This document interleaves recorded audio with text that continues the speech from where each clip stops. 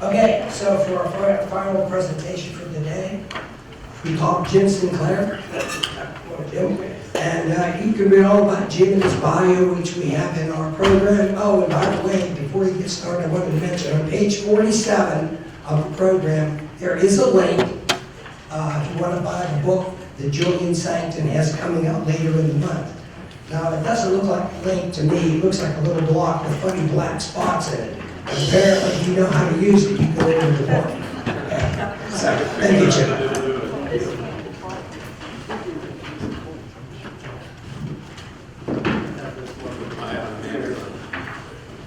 So can everybody hear me okay? Yeah. Okay. So I have done presentations a lot throughout the United States, Canada, places like that. But I wanted to change it up a little this time. I usually talk about shipwrecks and the treasures that run and all that kind of stuff. But I wanted to get a little bit deeper this time into what actually artifacts and treasure can tell us. Now, we've already heard really great stories about the background, the porcelain, some of the treasures that have been found. Mike Perna found, a wonderful thing that's attached with all sorts of stories. One that's near and dear to me is that it seems to be connected with the Order of Santiago, which I'm working over in the Bahamas right now on a wreck that you may be familiar with called the Maravilla. And we found a number of items that really reflect back to that order of religious knighthood that was so prominent in Spain. But we'll move along here. What are archaeologists looking for? In case you didn't know, I am actually an archaeologist and have been for quite some time now, getting longer every year. But archaeologists are looking for human-made material, objects, artifacts, and ecofacts that help to tell the stories of past people, cultures, and societies.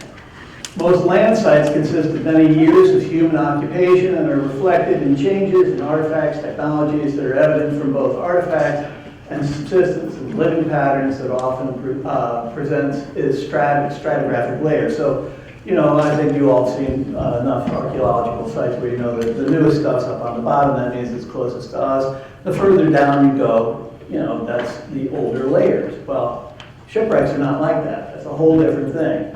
You don't find that sort of stratigraphic layer. And it was one of the things that was sort of confusing for early archaeologists looking at shipwrecks, especially along the east coast of Florida, because, they smashed into reefs and they scattered along. As a matter of fact, I think it was at least up until the 1970s and possibly later, where archaeologists were like, oh, no, there's no good archaeology to be done on these sites because they're all deteriorated and spread out over miles and miles. Well, round about 1978 or thereabouts, both Duncan Mathieson and a fellow down in Australia came up with this idea about, it's basically horizontal stratigraphy instead of vertical stratigraphy. So what we look at shipwrecks now is we look at these items that are being found and can they be related into different areas of the ship, and it gives you some idea, at least, of where you are in that vessel, even though it's spread out over miles.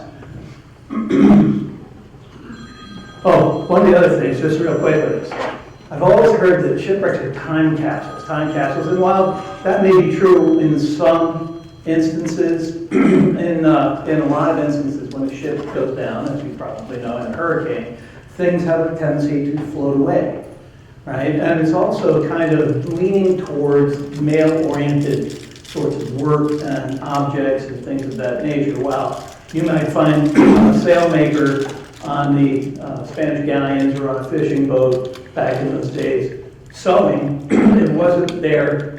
They had a bunch of ladies on board that were doing the sewing and the cooking and that kind of thing. So the dichotomy is often quite striking. Now, if I was an archaeologist and I wanted to find a shipwreck, these are great ones. Over on this side, you can see the Endurance, and then up on the right-hand side, you can see the Mars. And look at how much of those beautiful shipwrecks are left. Probably all sorts of artifacts in each one of them. That one, the Mars, is off of Denmark, and it's in ice-cold water, and there's no worms to eat it. I was lucky enough last year to go and visit the Mary Rose, which sank off of England, went down in the mud, And like, I don't know, a quarter or more of the entire side of that ship is just, all intact. And I got, lucky enough to have a kind of back scenes tour, and they were showing me some of the bows, the big U bows that the soldiers used to use back then in the nights, because those were, these big, huge staves of yew trees, and they looked like they were in really good shape. Unfortunately, we get something different on the coast here and in many other places in the shallow water shipwrecks that I've worked on. Like over on the left-hand side of this, you see you'll see a lovely little, this is a hollow incrustation. Now, John, you've been on these projects a long time. Anybody else who's been on these projects has probably seen where you knock open one of these things and there's nothing inside. It's just a hollow, that's all that's left. Or maybe it might have some black mung or nasty looking stuff in it, but all the iron is gone. And that can happen with silver coins too. Single silver coins, there's been plenty of them that I've seen. You open it up and all it is sulfide. It still retains the shape of whatever the coin was, but it's gone. Pottery fragments we get, and where's our pottery expert? Oh. These are supposed to be either Wanli or Karak pottery. This is from the Maravilla. And then the timbers of the Atocha, we only had 13% of that. The only reason they survived at all is they got pushed down into this hard-packed mud by the 40 tons of silver that was holding it down and 80 tons of ballast stones and all sorts of material that stuck it down into the mud. And, I, like everybody else, gosh, I love gold coins. I mean, they are gorgeous, but they tell you about things on a wide economic sort of scale. It's hard to, you can picture it, I'm sure, some rich guy, with one of these things in his hand, and says, yeah, I'll buy, that castle, or whatever. You're hiring huge amounts of workers to finish your nice little adobe somewhere in the desert, but for me, I love the pieces that are really kind of unique, and they're able to tell us a little more of a story. So I'm going to start off with a wreck that I'm a little familiar with. Oops. These are some artifacts that came off of the Atocha. Now, I don't know how well you all can see it, but this is a silver cup. And it's got these really strange figures on it. This is a drawing or illustration that was done by one of our artists. And you can see that every time I look at these guys, I can't help but think of that flat period of Pablo Picasso. It's just, this two-dimensional look. But this is a harvest. They're harvesting likely potatoes. This is a digging stick. And then they're taking it and they're squeezing it. And what they're going to do is they're going to have some drinks, because they ferment this and they have a big party with chicha or another type of fermented drink. It reminds me also of some of these. These are some of the illustrations that an Incan, he was a son of two Incan aristocracy. And that'll come up a little bit later, but, and he wrote a book and he sent it to Spain. I think it probably got put away, probably the king never saw it, but it's supposed to be for good governance in the New World. And you can see that some of that good governance was Francisco Pizarro with the king of the Incas, Atahualpa, and I don't know, he's taking his head off. So I think that the Incans and the Andean Indians that lived in the areas around Potosi, Cusco, Lima, and places like that probably had a pretty good idea of who was in charge very quickly. Another type of drinking vessel which I like, and it shows what I think is a really unique type of artwork on here. If you look, this is a traditional chicha drinking vessel, and those are made in silver. This is after, of course, the Potosi Mountain was found and the Spanish got involved in the production of silver bars and coins in that area. But you can see that it looks to me like whoever put the lion on here, this is a sort of a rampant lion, had never seen one because it always reminded me of sort of a mutant squirrel. But right next to it, if you look at closely, in this area up there on the upper right and the second picture up there, that is a very traditional Indian design. So here we've got what's basically an animal that these people never saw except on shields and flags and things of that nature, you know, hammering it into a drinking vessel that he and the other tribal people would be using. This one it even tells more of a story to me. This is the same sort of a cup, and they came stacked in groups of 3s. Okay, so one of them, when we took it off and we did some cleaning to it, as you can see, it was kind of beat up over here. But if you look right here, you can see a Spanish grandee. He's right here. A grandee, he's got the pantaloons on, and he's got this hat, and it has a big ostrich feather in it. Okay, and he's got a trumpet, and he's blowing the trumpet, but in the next panel over, you can see somebody climbing up a mountain, and this is most likely, you know, my best guess, I guess, is that that's Potosí. And that's one of the Indian workers going up, and there's ladders in there, and you can see people working down in the mines down there, extracting the silver. And then the panel that didn't survive real well, what we managed to get off of it was, in this degraded area, there's a horse, and you can see the hand still on the reins of the horse, and in the other hand, he's holding out a sword. So this is either one of the overseers, if you will, for the mine, or perhaps it's some sort of a collective memory, if you will, of the actual conquest. This little piece, which I also like very much, it's got a lot of different design on it, but if you look, it's fairly simple. There's 2 houses, 2 birds on top of 3 hills, and the birds are both drinking out of a communal bath, if you will. Well, on one side of it is a name. It says Salgado, and on the other side is Salieri.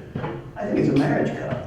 I think this is when the 2 houses came together to commemorate that coming together. Not whether it's marriage or just some other, you know, economic convenience, but it seems pretty clear that these 2 houses joined together for probably their economic benefit, because Martin Salgado traveled along Atocha with 18 of 70-pound silver bars that were his own, and that is not an insignificant amount of wealth back in that period. This one's a little different. This is a beautiful silver plate that was folded in half, and when we unfolded it, in the middle of it was, oh, sorry guys, in the middle of it, there was this 2 birds holding up what looks like a cloth. Well, the 2 birds are condors, and that's the royal bird of the Inca. What they're holding up is called a kepu, and the kepus were the way that Incas communicated. They didn't have a written language like we think of, but the kepus were how they communicated about, you know, crops and things of that nature, how much was coming in, how much is going out. And then it's got, you know, very clearly Indian sorts of designs going out to either side, to what I only can assume is supposed to be handles or little tabs on either side. But around the outside of it, that's a strap work design. That's very much a European design. So here we've got these 2 cultures coming together and mixing, and I just find that absolutely fascinating. We also found these. These came up on one of the internet sites, social media sites.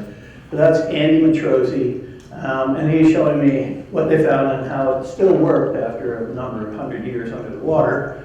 And we thought at first that these might have something to do with when they're serving the confessional. Communion? Thank you. Communion. My brain went completely dead. Anyway, serving the communion. But we did a little more research inside agua and vinagre. So it's just, not agua, but aceite and vinagre. So it's you know, it's just oil and vinegar. You know, so that's isn't it? And that's a much younger archaeologist right there. I heard he's looking at all that stuff they just brought in. Oh, and then there's these. One of the things that I really like about things is that, because these things are scattered, sometimes there's a wide gap between finding two pieces that actually belong together. So in 1980, on the Santa Margarita, this plate was found.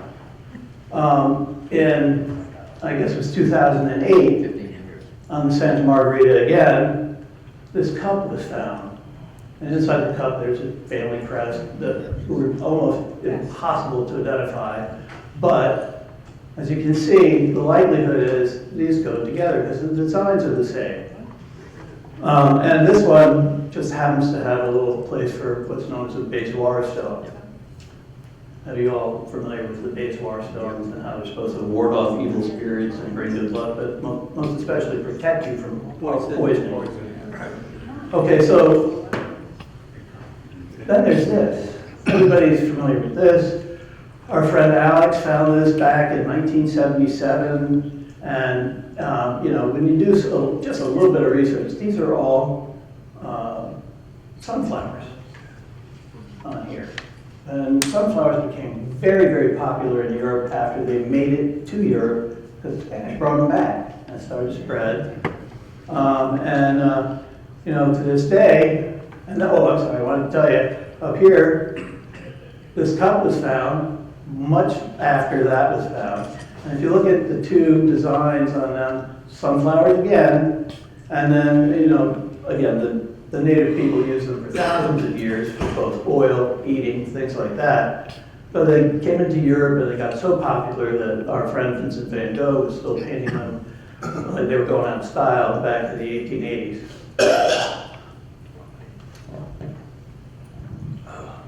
Excuse me. This is the cup from the Atocha, the gold cup from the Atocha.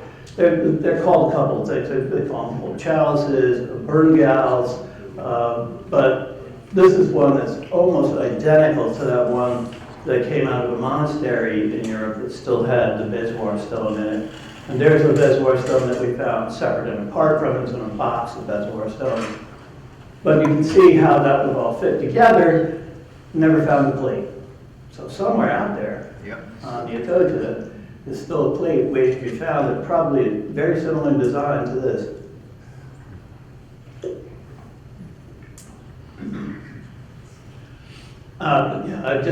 This is one of my favorite little pieces that came up. It's a gold spoon. And if you look, you can see that this has also a bit of a mix of artistic designs on it.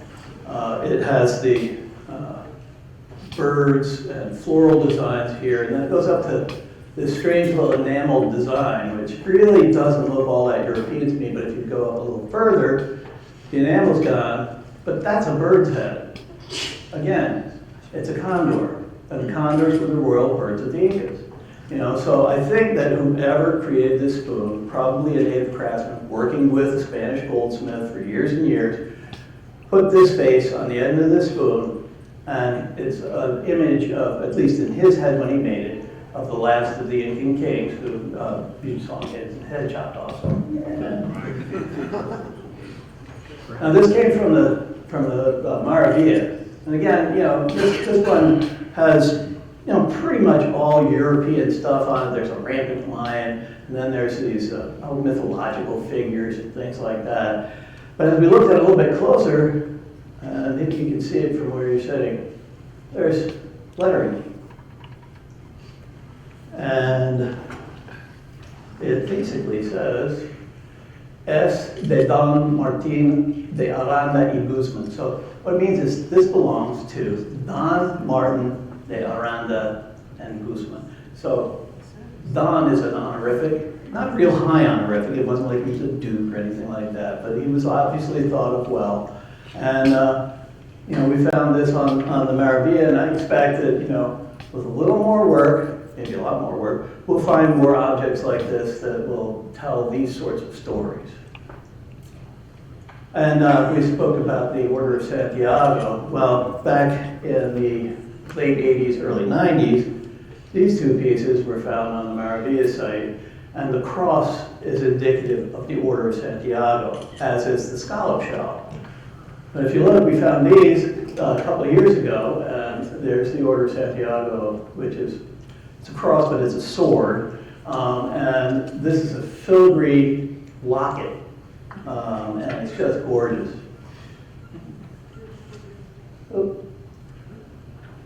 So I wanted to, make this a little more personable, I guess. And one of the things that I've always loved is things that are sort of unexpected. This piece came up on the Corrigan's wreck by the crew of the MV Gold Duster in 2001.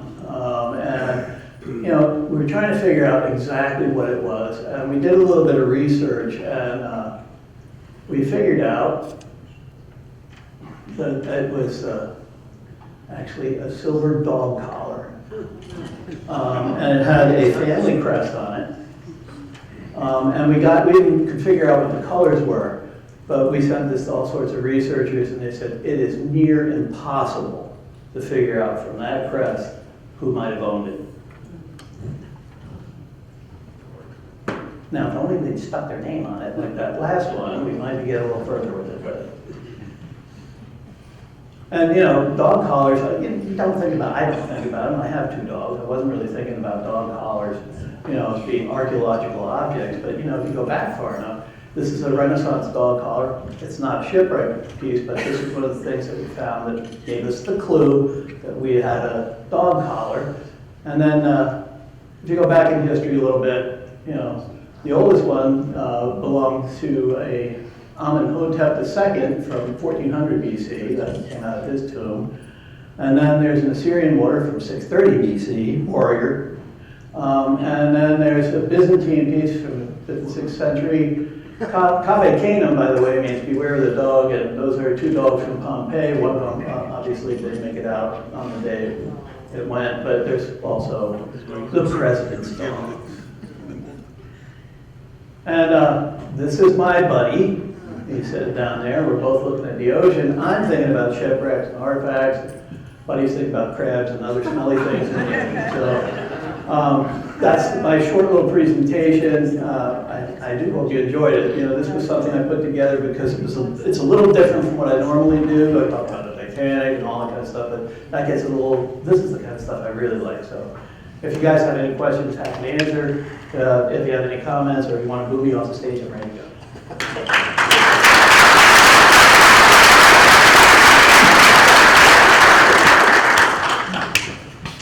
No questions? I'll start it out. Yep. Jim, would you go back to the slide with Alex Coos? I guess. I'll try. Somewhere back here. He told me yesterday. A couple that the questions. state of Florida gave him a 1-2 escudo for that problem. Well, I know that there were 3 guys involved. They also got 2. But yeah, well, it was the biggest ship I've ever heard in my life. Yeah, because the next day they said it was worth $500,000 in the newspaper. And they got like a couple 2 escudos. Yeah. What's your best guess on the origin of the gold plate? Yes, I think it's probably Mexican. Mexico City? Yeah. Well, I don't know if it's the city, but I think it's Mexican in origin. The cup that came from the 1715 fleet and likely the plate to go together, I think we pretty much nailed the cup as coming from Mexico City because there were, good touch marks on it. Never seen a close enough picture of this one identifying any touch marks on it. Educated guess on the purpose. King and Queen glove trade. That's always been the story, but I don't know about that. Yeah, well, No, I I'm had talking about pictures. It's interesting because I've seen pictures of obviously whoever owned this and the one from the Margarita were extremely wealthy, but it's not necessarily a religious object. If you look at some of the still lifes by Vasquez, where he's got plates and things like that, you'll see one just sit there. So it's the form itself is a pretty much kind of a table decoration that probably wealthy individuals had back in this time period, but But not necessarily a glove tray. not Not necessarily a glove tray. no, King I and Queen. don't think that's what it was. It's called it almost sounds like Sevilla, but it's a salvia. So, Yep. Yeah. Yep. The gold cup with the dragon handles looks from the Atocha looks exactly like the toothpicks from the 1715. That's crazy, isn't it? I mean, dragons seem to be pretty popular. I'm not sure where the dragon mythology kind of comes into that. Well, you know, on the wrecks that went down off of Ireland in the 1588, there was one that was lost off of Ireland. And when they recovered it was basically a salamander with wings. So, you know, I think that there was a lot of, and, it had rubies in it, sorry, I should mention that, gold salamander. Can you tell us a bit what alien exploration is working or trying to work on? I'm sorry, say again? Can you tell us a little bit what alien exploration is working on or planning to work on? Well, I hope to God they're going to be working on the Maravilla for a few more years because they just built their own boat and it took about a year. It's called the Ati. It was a German fisheries patrol boat. And it sounded like a great deal, and I'm sure that it was, even given it needed a little bit of upgrading because there was no air conditioning on it. There was only a massive heater. And, you know, unfortunately, everything was in German and all the electric was for European. So a couple things had to be changed, and they upped the size of the props and, you know, just a couple things. But it's a pretty good vessel for that. And, you know, doing some investigating in some deeper water. Working with, amazingly, that guy that was mentioned by Julian Sancton, Clay. We're working with some of the American side of his company, and they happen to have a brand new set of AUVs, and we just did a little survey in the San Bernardino Strait off of the Philippines. You mean Anthony Clark? Well, yeah, but it wasn't Anthony, it was Carl. Carl basically just kind of hired them to do this job because he had an idea that there might be something there worth looking at. Unfortunately, one of the things that's really, really difficult about that particular area of water is there is a wicked current because the difference between the ocean and the Philippine Sea, it screams through there. So you get maybe 40 minutes, and if you want to do any significant searching, it takes some time. Yes, sir? Without giving away any secrets, and you have a very extensive underwater archaeology background, when you work with Josh Gates, is that free-form or is it fully scripted before you get in the water? Well, I think that with most of the television work that I've done, and some of them I'm proud of, some I'm not that proud of, but Josh has always been pretty good. Like when we get in the water, if we find something, we're finding it. Like we did one on the Maravilla with him, and yeah, we were finding coins, a lot of them in that particular area, so it wasn't that unusual to find them. But you know, he went down, he has a little metal detector, and he found a coin. And so that's what they captured on film. You know, and I know that sometimes it's all a setup kind of thing. I will say one thing about, finding stuff. You know, I've watched a lot of people, divers, come up off the bottom of the ocean and they found something gold. And the reaction, is, oh, I found gold, I found gold. Well, I watched an old documentary that was done by Texas A&M University about the oldest shipwreck at the time anyway, where they brought up a gold chalice. And wouldn't you know, it sounded exactly the same. The guys in the university sounded just like the divers on the dive ladders down in the Keys about finding gold. So. Human nature. Yes? It's just, it sounded like a lot of the pieces that you enjoyed were they indigenous crafted or indigenous icons? And well, were there as many on the 17-15 fleet, or was that sort of an earlier? Well, I think what it is that, on the Atocha, the difference is very stark. It's still, here's the indigenous artwork, and here's Spanish stuff. But as you go along, that whole mestizo and Latino culture is developing where they're borrowing from each. So I'm sure that there are wonderful examples of indigenous artifacts that are on the 17-15 fleet.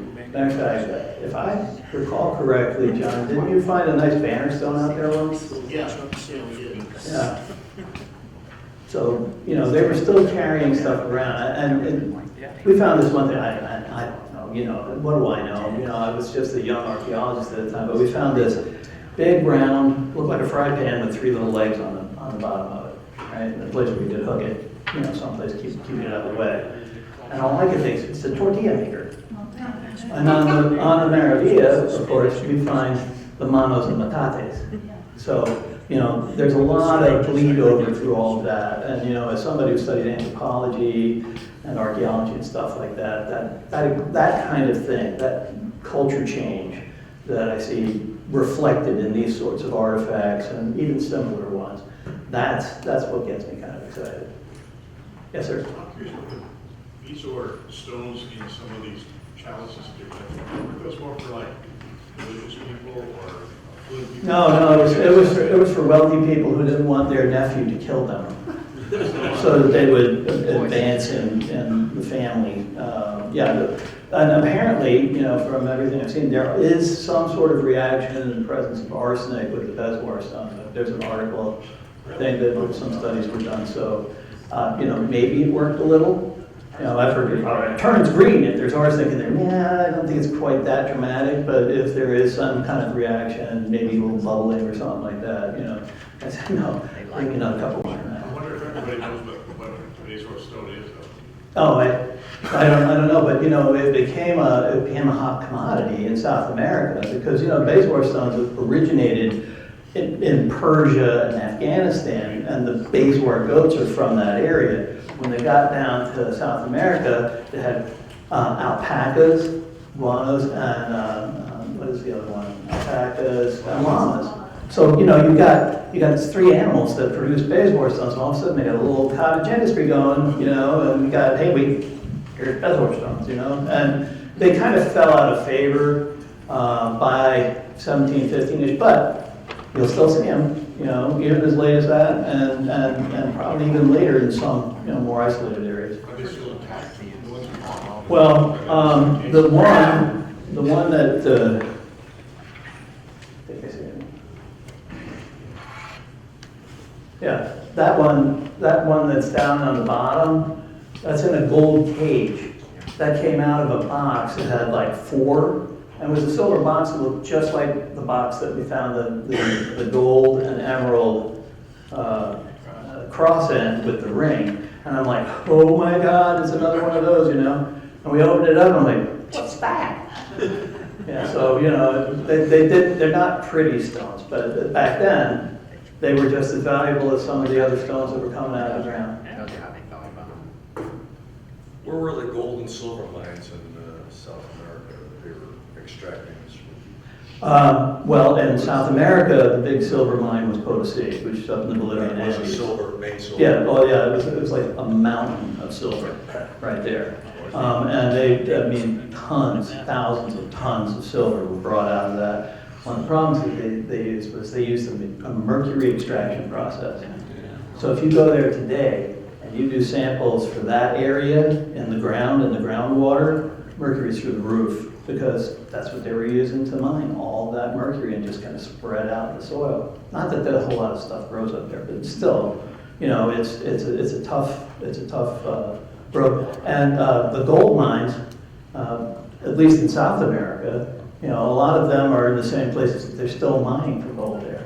They tend to be riverine deposits, alluvial deposits and stuff like that. They're now better at diverting water to wash, the mud and the soil away to get at the gold, but it's not a gold mine, at least not that I know of, that, where they go into the big deep cave and they're pulling out gold. So it's not surface gold. And a lot of it is, and then, it was the same with the emeralds early on too. Yeah. Yes? Tell a story about the shotting the horses with the silver. Yeah, well, this is a story. I'd have to get the actual background on it for you, but there were 2 things. When Potosi first started, the really expensive thing, it wasn't the silver, it was iron, because there was no iron that actually occurred down there. And it all had to be shipped from Spain across, the Isthmus of Panama, and then sent down the coast and up into these mountains, so it was hideously expensive. So at one point, and they used to take and they would shoe the horses with silver horseshoes, or they would use silver nails to finish the construction on their house, you know. And when the first vice regent, the vice royalty, came to Potosi, they paved a road with slabs of pure silver for his coach to ride in on. I think that's a great story. If you must go on silver. Yes, sir.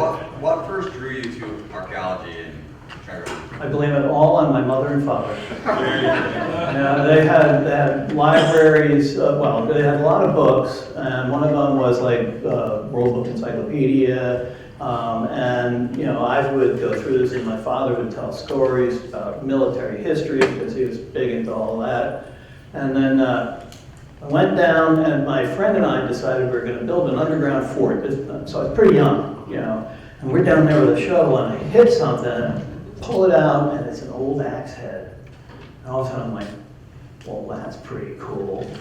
So when I got into college, and my who would become my professor, they said, well, what do you want to do? I said, well, I want to be like Howard Carter, find King Tut's tombs. And they said, well, that's already been done. Interestingly, at one point when we were doing the Atocha early on, I got a call from Beth McKaylee, who was in the office. She was one of Mel's right-hand people. And she said, Jim, I've got, I think it was Newsweek on the phone, and they want to know what it's like as an archaeologist to see the Atocha. I said, well, I think I know how Howard Carter felt when he moved into the tomb, and they said, what do you see, Howard? And he said, things, wonderful things, and everywhere the glint of gold. Now, I may have overstated the gold just a little bit because there was plenty of silver. Gold was a little bit more difficult to find, but there was plenty of that too. So, what's your favorite find today? it's the Atocha. Yeah, it's still. I mean, there's few things I've ever done that have come close. I mean, diving on the Titanic. Don't get me wrong, it's pretty cool. You know, but it's much closer in time to us. I mean, there's things that you can see on that, like wires and things, you know, that were running through there, cables. But the Atocha was different. And it could have been because I had friends that I was working with that were just as crazy as everybody else I was working with. Given your experience of diving on the Titanic, what was your reaction to that disaster where the people died, and what's your perspective on tourism to the Titanic? Well, you know, I think that if you have the right vehicle, it's fine. My perspective on the vehicle is that it should never have been diving down there. I mean, I get the idea, but it was a multi-component structure. You know, it wasn't just, I mean, when I dove, I was diving on the Vero 1 and Vero 2, which are nothing but titanium spheres that have been hollowed out with a shell around it. You know, and that, you know, if it went, I had to sign a waiver, and it said if there's a hull breach, they're pretty clear, you know, I had to sign it, because, and it said if there's a hull breach, you will become what the Russian subpilots call consummating a can. And it happens instantaneously, and you're gone. You don't even know what hit you. Anybody else? On that happy note. As an archaeologist and a treasure hunter. Yeah, there's a lot of bleed over. And I understand. Go ahead. Still the animosity between. Unfortunately, yes. Yeah, there's, what happened is that, that's a whole other story, but I'll try to make it brief. Back in the early days of archaeology, you know, they were trying to get institutions and universities to recognize that they had a legitimate science and they weren't just running around collecting antiques like most of the collections that existed back then were. You had people running around Egypt grabbing whatever they could, bringing it back and saying, here, look what I got for you, and they told them, write a check, here you go, you know, that kind of thing. So they wanted to say, okay, there's a scientific method to this, and that developed over the course of 40, 50 years. It got more and more stringent, but they wanted to separate themselves away from that vision of antique collecting and or, you know, treasure hunting. Now that was early on. that things moved along, and all of a sudden, here comes this whole other field called historic archaeology, right? And historic archaeology had to fight to be recognized by other archaeologists because they're saying, well, what are you doing that for? There's books that have been written on this stuff. Nobody cares. You know, and they said, well, yes, it's still archaeology, and we can tell stories about people that aren't documented well by digging in the dirt. And that went along just fine. They finally were recognized, and that developed. And then all of a sudden, here comes scuba diving. And the scuba divers, what were they doing? They were finding shipwrecks, and there was treasure, and antiquities, and all that kind of stuff, and they were bringing it up. Well, around the early 60s, or sometime around the same time that Kip was doing his stuff, there was two guys, Peter Throckmorton, George Bass. There were other people from over in England, and they started diving on stuff off of Turkey, which was, many not hundreds of thousands, but thousands of years old, and they were bringing up these beautiful objects, but they wanted to do it so that you could see that it was archaeology, because they were pushing a whole new field. And so the schism between anybody that dove and brought up stuff without having a degree or having some sort of training in archaeology got wider and wider and wider, to the point where, I actually I'm old enough to have attended stuff where, the people that were in charge of the Society of Historic Archaeology and the Council on Underwater Archaeology, people like Bob Marks, and there was a guy, what's his name? Everybody called him Vlad down there, and Walter Zakacek. He started up the whole thing in Canada. All underwater archaeology on shipwrecks in Canada was started by this guy who wasn't actually even Canadian. He was from Eastern Europe. But what a guy he was, But they kicked all these people out. And if you started going outside the lines that they were starting to draw for themselves, well, you were kicked out too. So people like Duncan Mathewson, who worked with Mel Fisher, were kind of blackballed. And then this guy named Jim Sinclair, well, he got the same kind of treatment because, I was coloring outside the lines. It was the wrong thing to do, but I've never regretted it for a minute. I think, this is my own opinion, maybe I'm wrong, but I think I've done way more cool stuff and seen and been able to handle and help to preserve way more cool stuff than most archaeologists will ever have a chance to in 3 lifetimes. So, No doubt.